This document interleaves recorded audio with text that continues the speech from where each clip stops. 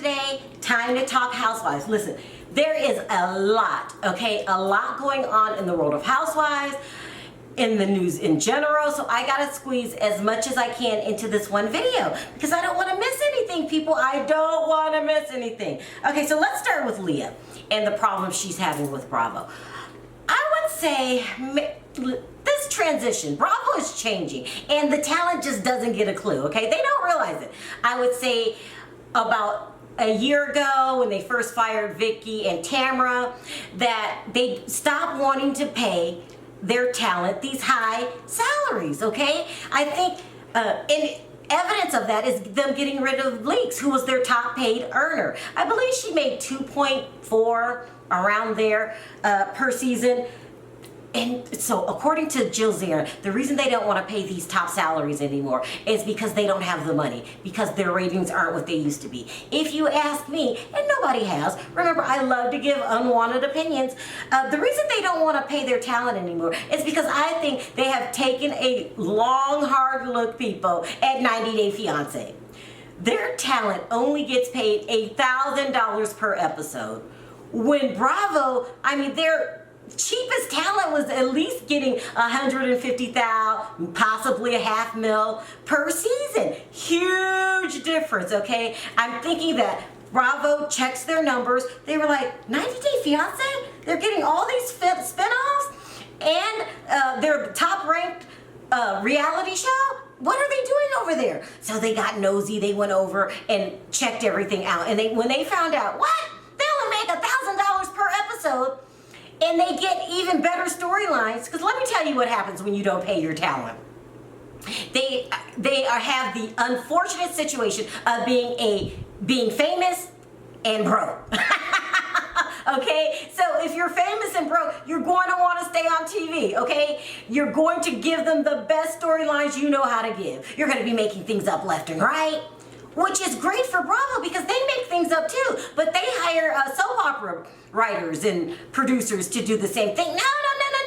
We can get the talent to go crazy and give us these storylines and create all this drama and we don't have to do any work? See, they took a long, hard look at TLC, people. Yes, that's what's going on over there. But when they got rid of their biggest financial headache, which was NeNe Leakes, they're not going to give people that money anymore, okay? There's a new sheriff in town. 3 months ago, I would say. Bravo became a totally different place, but the talent is having a hard time catching on. And their first casualty will be Leah McSweeney, okay? What's going on with Leah? Okay, she wants more money. According to the rumors, they want to pay Leah $3,000 per episode, which will total $60,000. NeNe's 2.4, $60,000. There's a huge difference. It's almost a slap in the face now, isn't it? But they're not going to budge. Now, according to the rumors, Leah went and got new management that she thinks can negotiate her a better deal. What part don't you guys get, okay? They are not paying those outrageous salaries anymore, Leah, and you happen to be the first casualty. It's risky because Leah was the best thing on the Real Housewives of New York, especially when they got rid of Frankel. I mean, those ratings didn't drop for no reason at all. It was terrible, people, terrible. It was terrible. And Leah did save it. And she's right, you are being disrespected. Right. What they paid the vets, they're not going to pay you that. You've got to accept it. You're not dealing with the old Bravo. There's a new Bravo in town. Now, she's going to go back and forth and try to demand more money, and they're going to refuse it. And if you keep going, they might look for another fresh talent. Leah, you have to accept the fact, Leah and the rest of the talent, anyone else listening, they're not going to pay you guys those big salaries anymore. Now, you guys got to get with the program or go find another job. And, you know, it looks like the people at 90 Day Fiancé, they're finding other jobs in adult entertainment. I mean, but you gotta do what you gotta do. I mean, maybe you should start with the OnlyFans page. You know, you're pretty. I don't think she's going to get what she's looking for, people. Catch on. They're not paying you those salaries anymore. Okay, so now let's move on. Let's talk about Lisa Rinna in panic mode. Now, the rumor is that Lisa Rinna and Kyle are in panic mode, people, because they are bringing on Hilton. Now, we know why Kyle's in panic mode, because Hilton is about to spill all of your family secrets and expose you for, the money hungry. You're very pretty, Kyle Richards. So I'm not being mean or throwing you shade. But you and Mauricio's business tactics are questionable, okay? Ruthless at best, very ruthless. Kathy's about to expose it, okay? It is what it is. But what does this have to do with Rinna? It has a lot to do with Rinna. And Rinna is smart enough to see the writing on the wall. What's going to happen is, when Kathy Hilton comes, she's going to present real storylines. We want to see real storylines. The arguing that's about to take place between Kim, Kathy, and Kyle is not going to be manufactured, people. Which means those soap opera writers that they hired, they're going to be considered useless at this point. We want real storylines. Which means that Lisa Rinna's got to get a real storyline. Her 5-on-1 tactic, that's what I call it. Get everyone to single out one person so we can just mess up their life every season. It is not going to work anymore. She sees the writing on the wall. The rumors is she's in panic mode. So much so that she came up with this bright idea. Why don't I get the public to say they don't want to see real storylines anymore? They just want to see fun. And then maybe, I could stick around because, Bravo will think they only want to see lighthearted storylines. Now, no one's going to do that for you, Rinna, so stop asking us to. She really did ask. She posted yesterday on her Instagram. This is what she said.